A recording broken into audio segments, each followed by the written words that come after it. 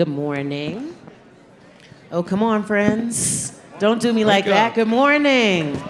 All right. I am super excited to host this panel discussion where I think you're going to get some very interesting leadership tidbits.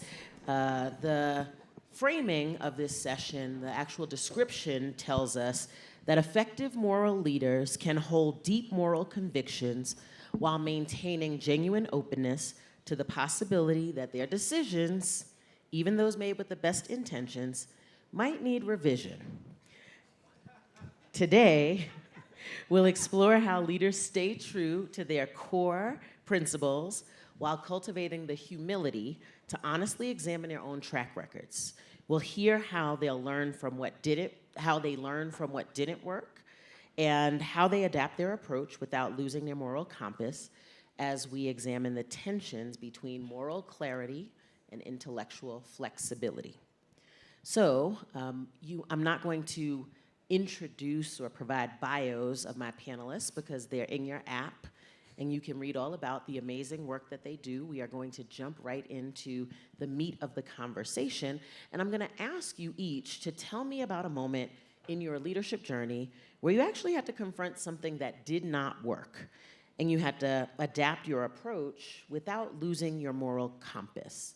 And Vanessa, I'm gonna ask you to get us started. Well, I remember 2019 in January, I was the only emerging markets fund manager in a pension closed-door seminar in a red state, and talking about China, obviously. And when I received questions, the questions were asked, firstly started by, "Are you communist?" It was true. And and I was educated in the US, trained by American companies, worked for one of the largest American asset managers in Asia as the first generation of emerging markets investment officers, and I never would have thought of, and by the way, I made a lot of money for those pensions that I went, and I went to the meeting too, and I would never have thought 6 months after the first wave of the trade war that was launched in 2018. In January 2019, I was asked, "Are you communist?" And well, half joking, I got through the session, but that really got me thinking, and I saw the breakdown of the 40-year relationships between U.S. and China happening back then. I couldn't have expected the COVID that accelerated it.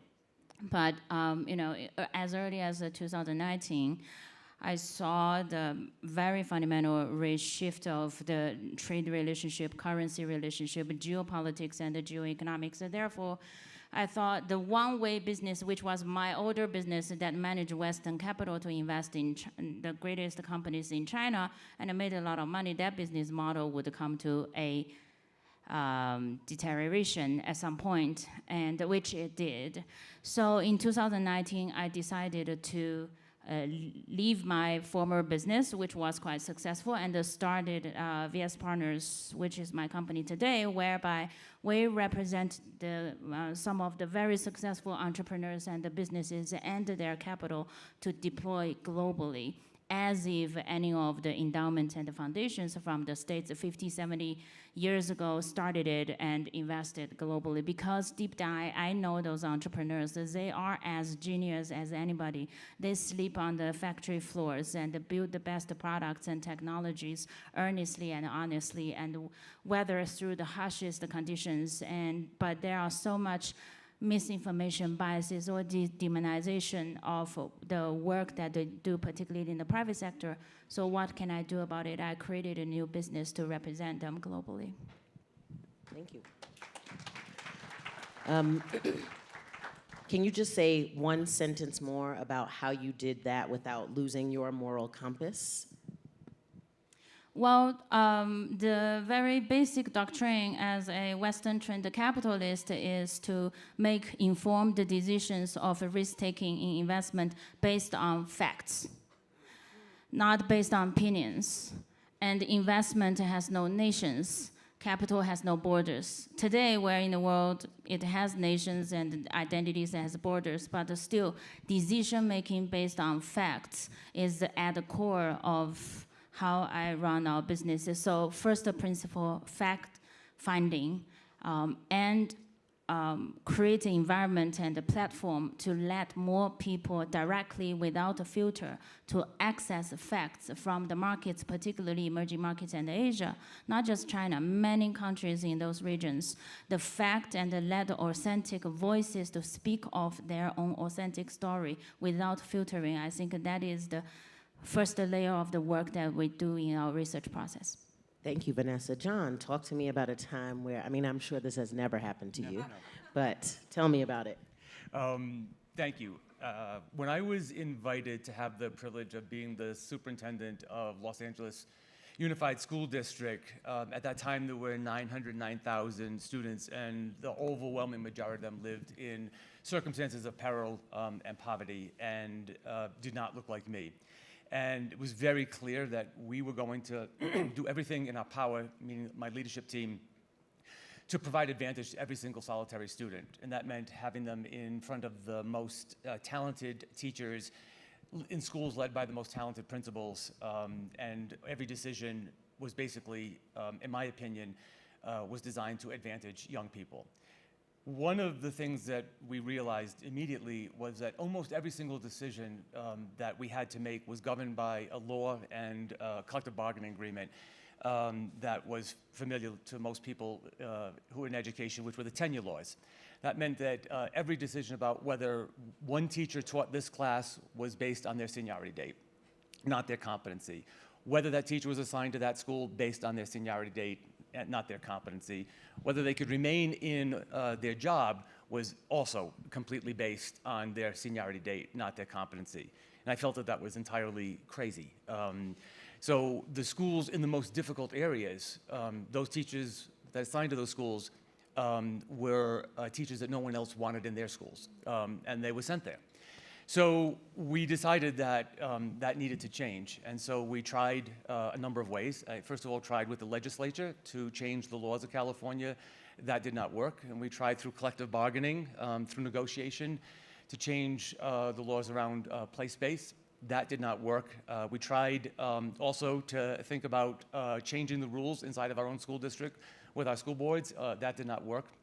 So we decided on litigation, and went through a series of very high-profile lawsuits where fundamentally a group of parents would sue me for the actions that I wanted to have happen. And then we had a very famous lawsuit called Vergara, which was a 22-day trial where I testified fundamentally against my own system and against my board. And during that trial, a lot of difficulty emerged. One vignette was a lot of expert witnesses kind of tore Harvard apart. So the business school testified, the ed school testified against each other, against the district. Bottom line was that the judge handed down a decision, and the first sentence is that this process shocks the conscience, and struck down the tenure laws of the state of California. Needless to say, my Christmas card list diminished to about like 3 cards, and created tremendous angst. A lot of threats, a lot of death threats, police protection was involved. And then, of course, it was appealed. And the appeal process went up to the Supreme Court and was lost. And our lawyers were not, these were people like Ted Olson. That was a really powerful example in my life where the conviction of doing the right thing, like kids deserve to have the best schools. It is the only place of stability for them. And the process was unilateral. We were going to do this, and we were going to push it hard. And should it have happened? I believe it should have. The process, however, left a lot of folks on sides, as opposed to unifying and being together on behalf of young people. So I think the lesson learned was, for me, very powerfully, was absolutely right idea. I mean, we tried hard to do it, but we didn't try hard to do it together. And this was at the height of the school reform movement. And, this was a lot of states were looking at this as an opportunity.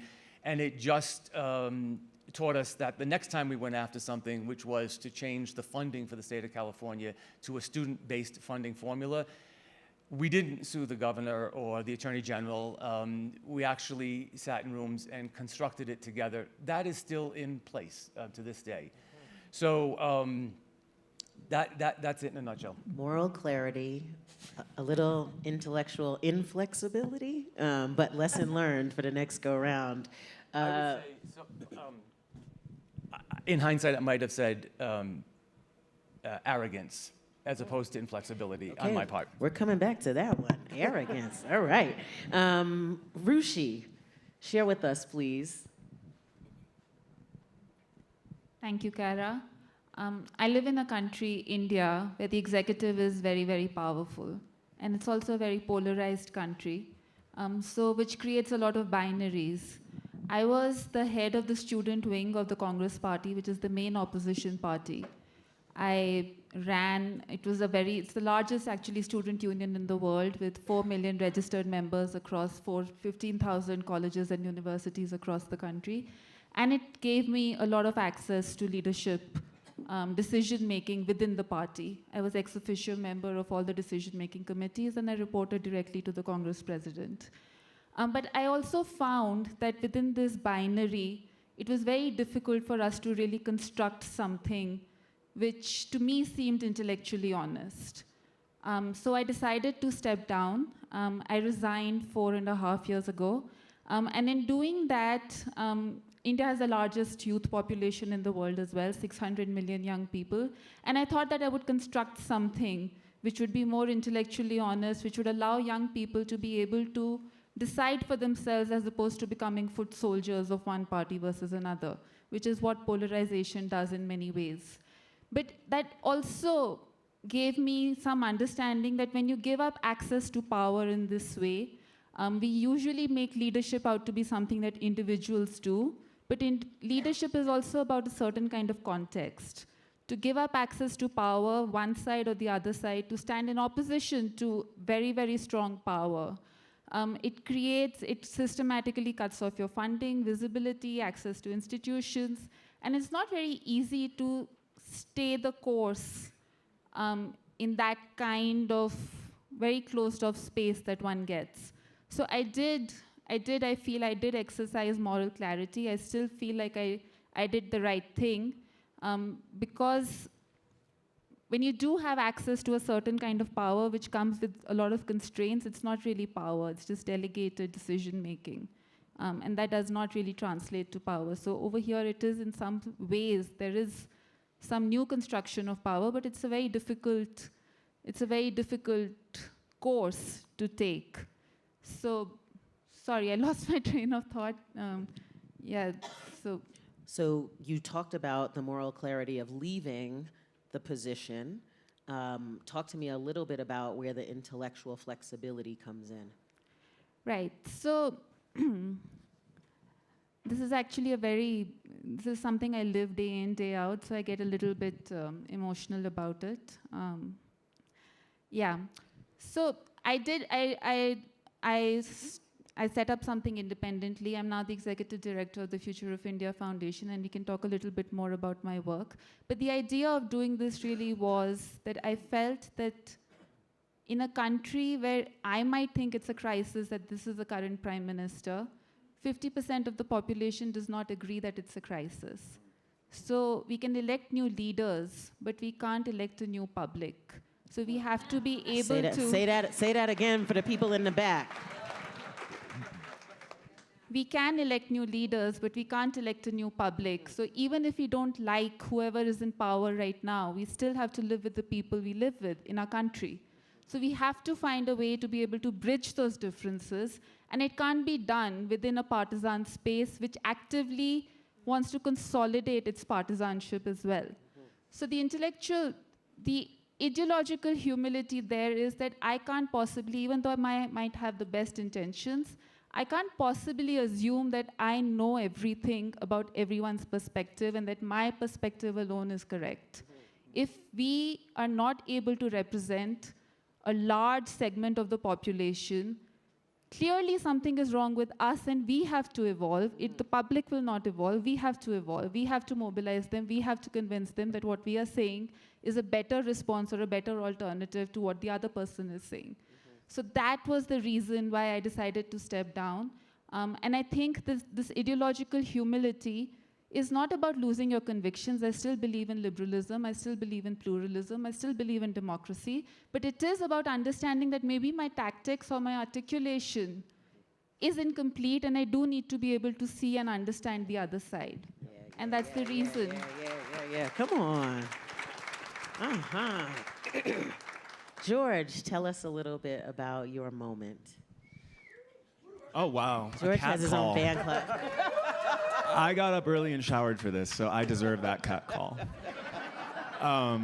It's a pleasure to be with you all today. I'm so happy to be here. So we have finance, we have politics, we have education. I'm the water guy, and my job is to help get running water to folks. And 15 years ago, I built an organization called Dig Deep that helps get taps and toilets to the 2 million Americans who don't have it across really marginalized communities in places like the Navajo Nation and Central Appalachia and the Texas Colonias. And I also have an LA story. I live in LA, and a couple of years ago, the mayor of LA reached out and asked me if I would serve as a water and power commissioner, leading the nation's largest, most progressive municipal utility. And this was like such an incredible opportunity to up my game. 4.5 million customers, an $8 billion budget. We have an Olympics and a World Cup coming, and we're trying to build this world-class city, transition to green energy, all these wonderful things. And so I couldn't say no, but for those of you who don't know Los Angeles well, the city was built on water that was taken from the Paiute tribes in the Owens Valley. And it was shipped down to the city on a 300-mile aqueduct that still exists. It was built 100 years ago by Mulholland. And so here I am suddenly leading an agency that's built on stolen water.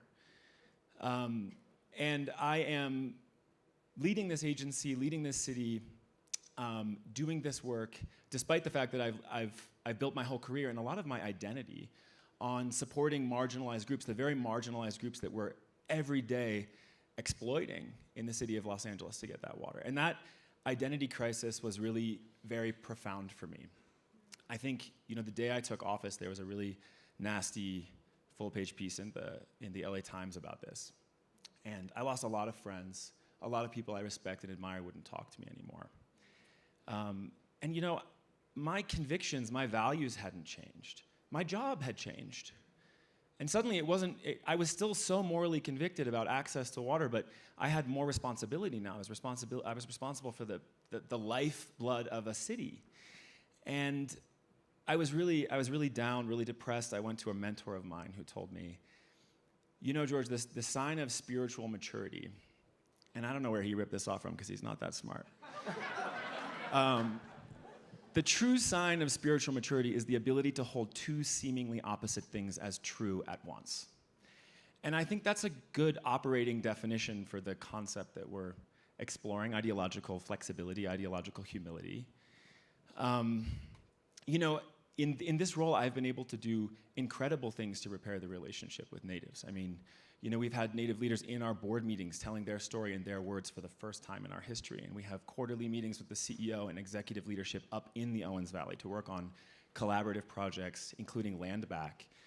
And I think, my final point is that this idea of intellectual humility, it's not just a skill we need to cultivate as individuals, it's something that we as leaders have an opportunity to teach our institutions too.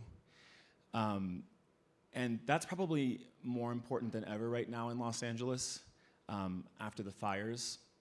The fires that destroyed the Pacific Palisades, which are within my service territory, they left people feeling really alone and angry and fearful.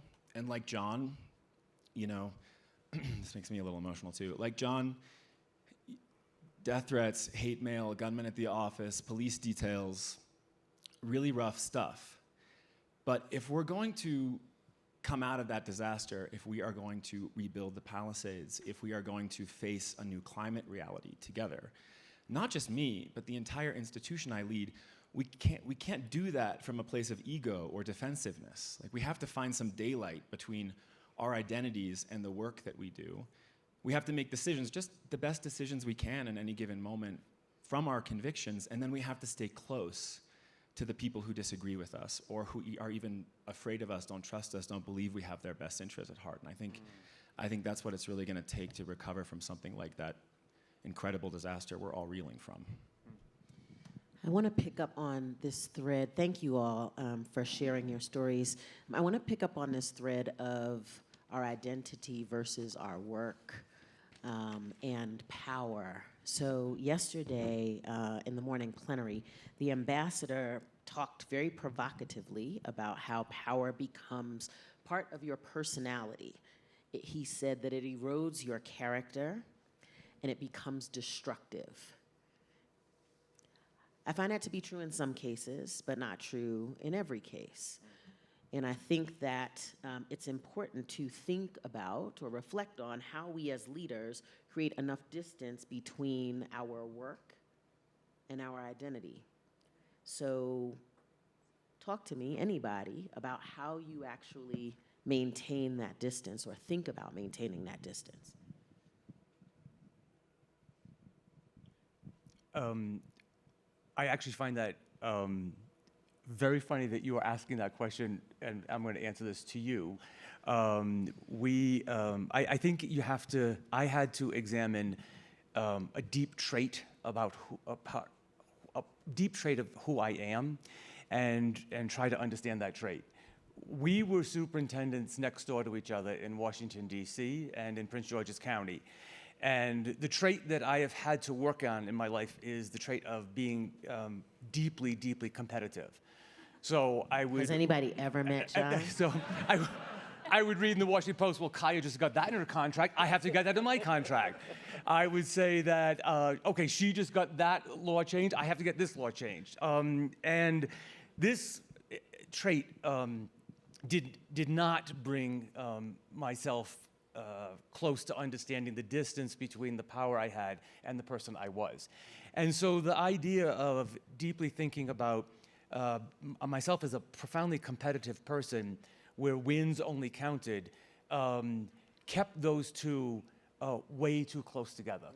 And I needed, over time, to do the distance around that so it didn't become corrosive around that.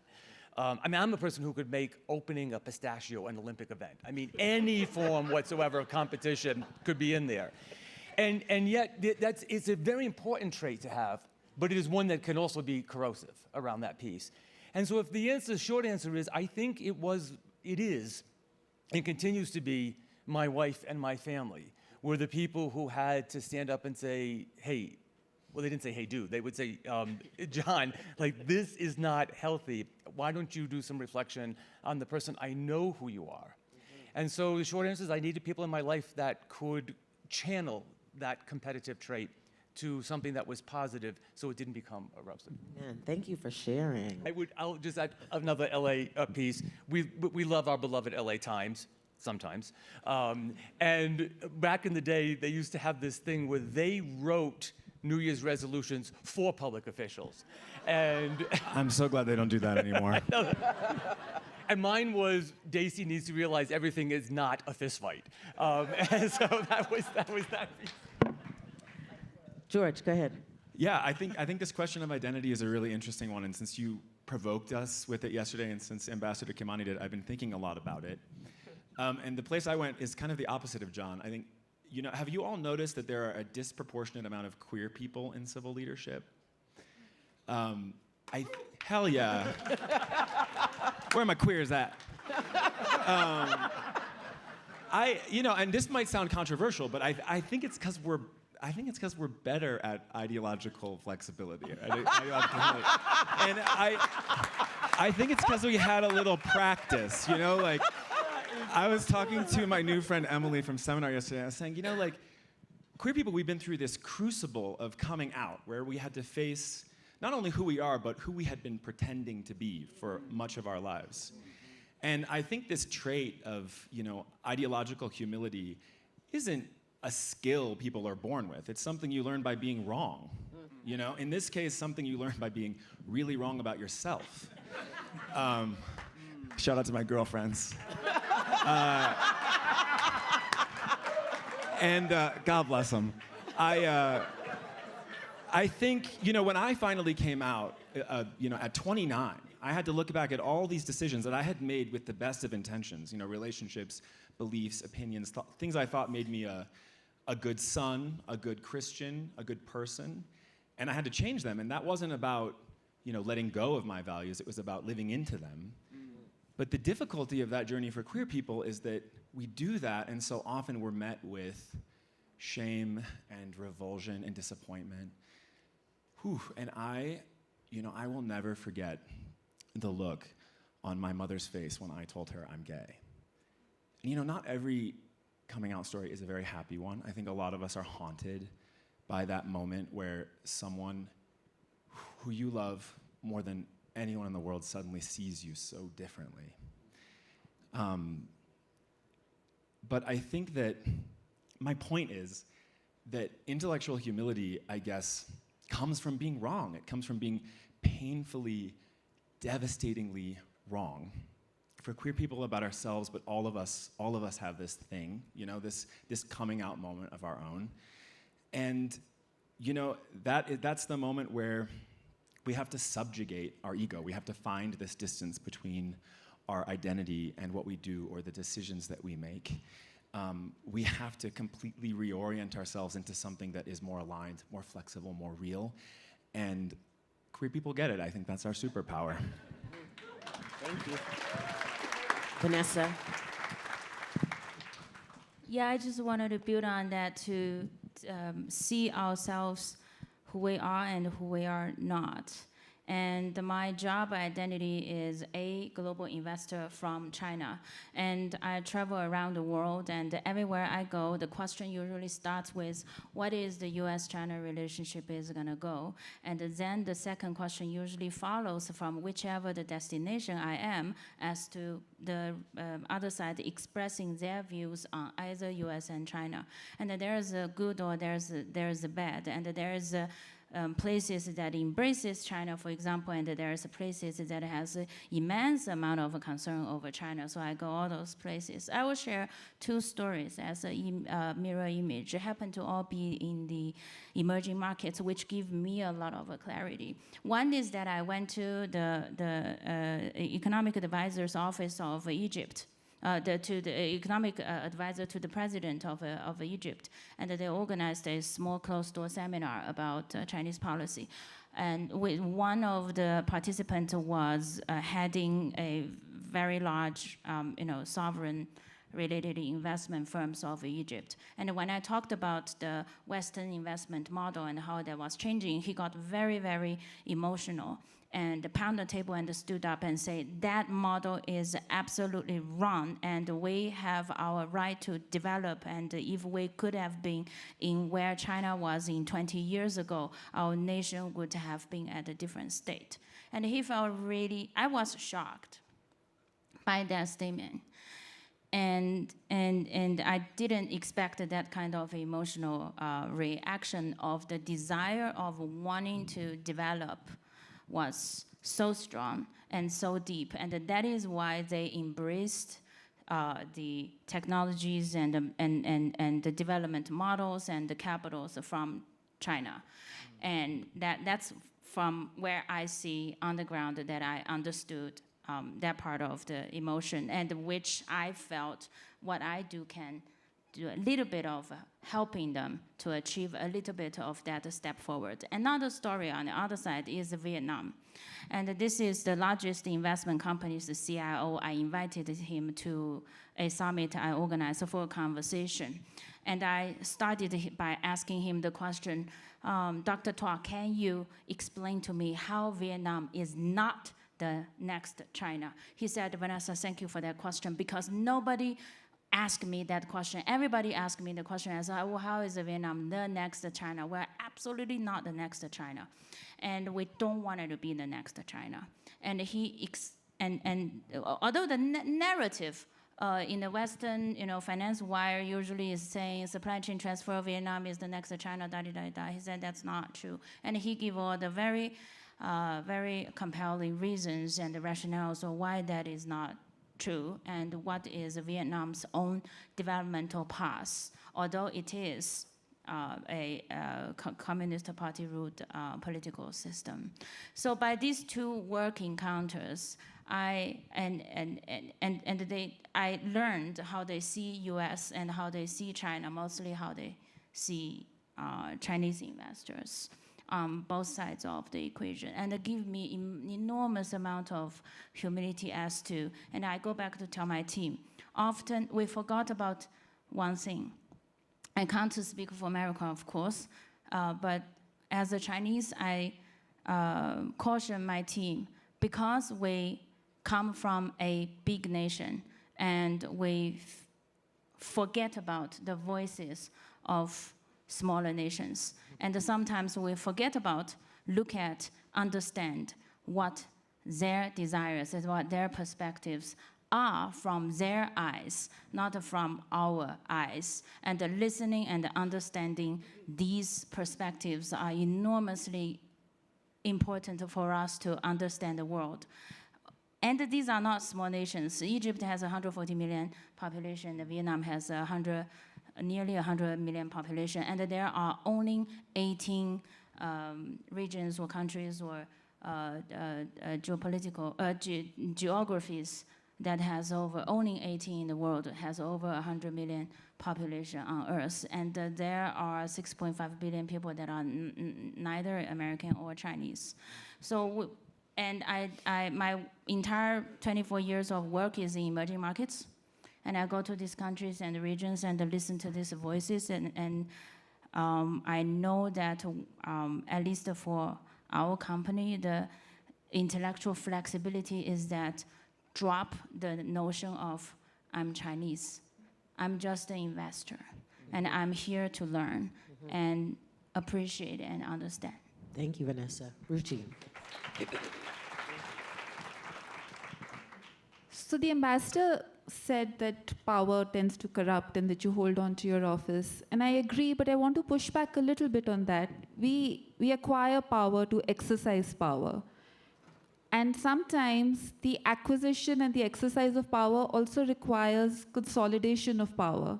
When I first took over NSUI, which is the student wing, it's a very high-powered sort of a frontal organization in the party, I came in with these ideas, very, very democratic ideas. And I told my team, very large team, if you have any problem with me, come and tell me openly in the meeting. Just come open. Don't worry about it. And, I was trying to be democratic, and I still believe you should be democratic, but you create these spaces of open subversion of power.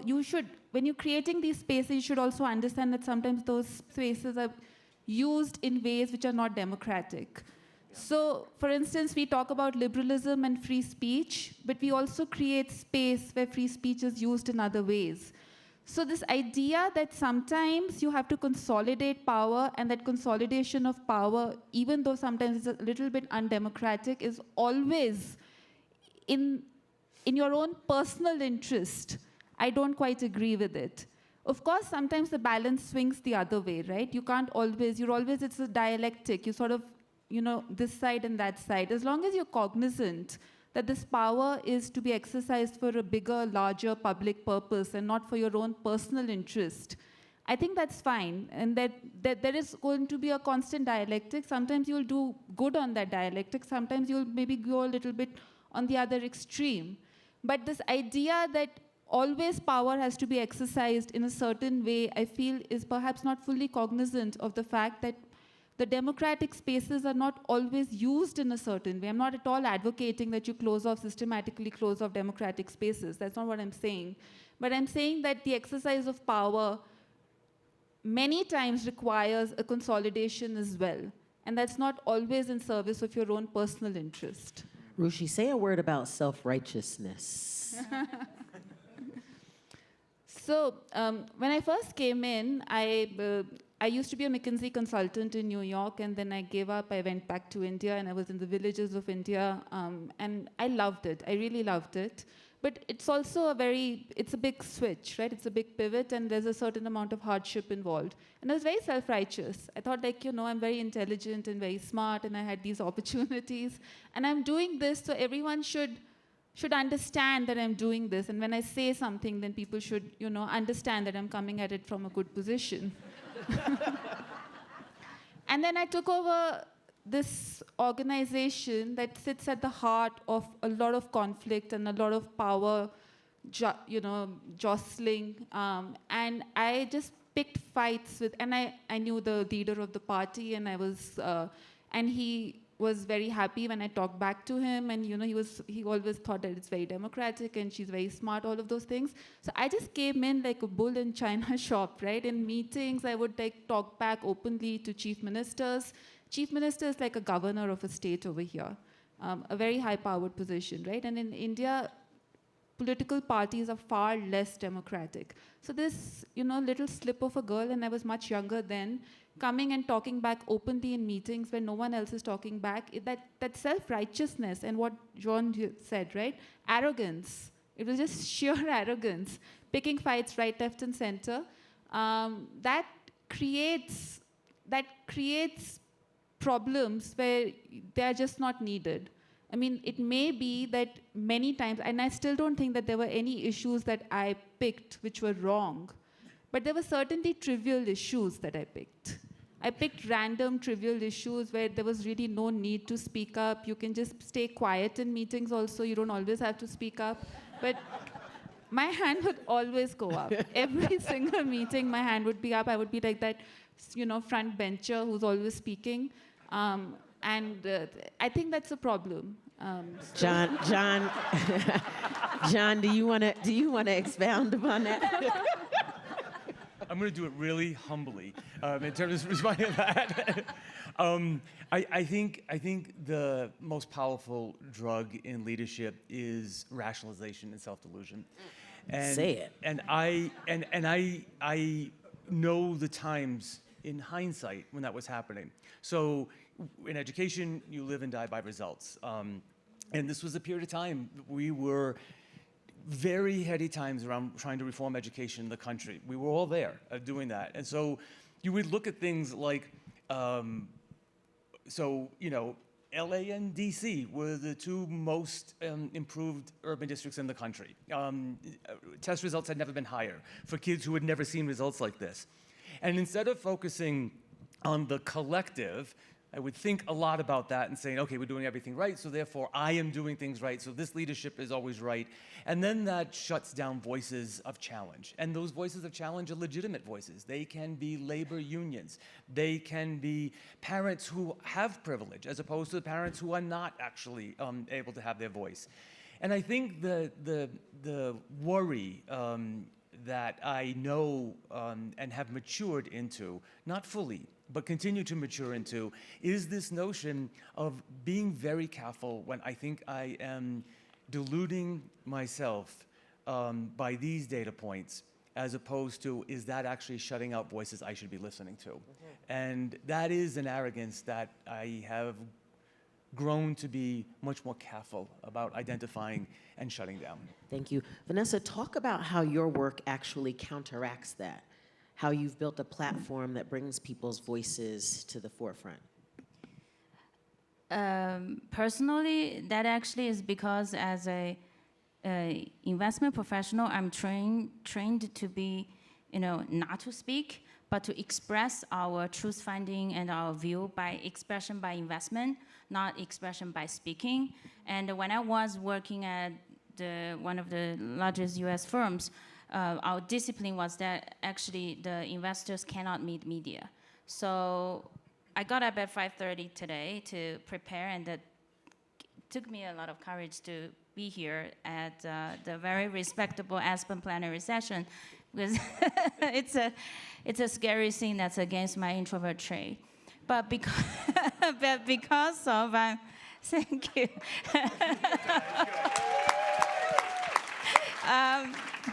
But because I'm an introvert, I think the voices of others represents facts and the multifacets of the facts, like Oscar Wilde said, truth is never pure and never simple.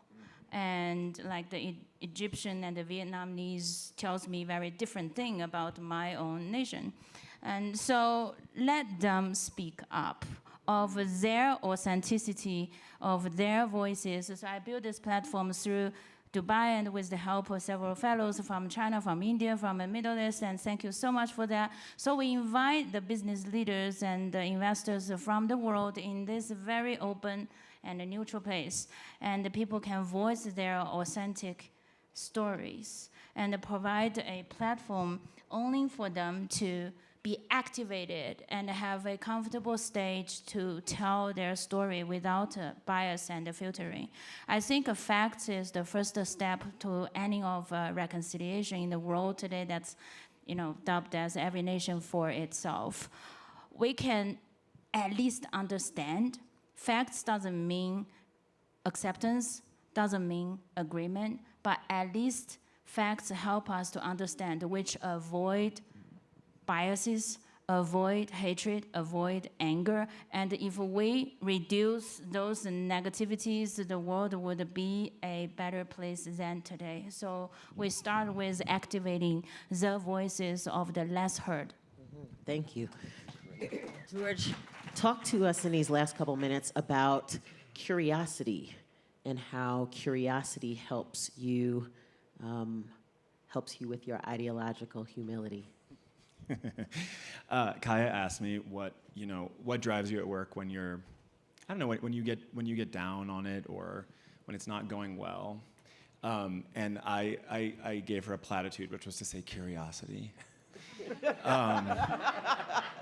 And so that's why she's asking me that question. And that's really nice. No, but I'm asking you because your answer was actually very funny. Well, still funny.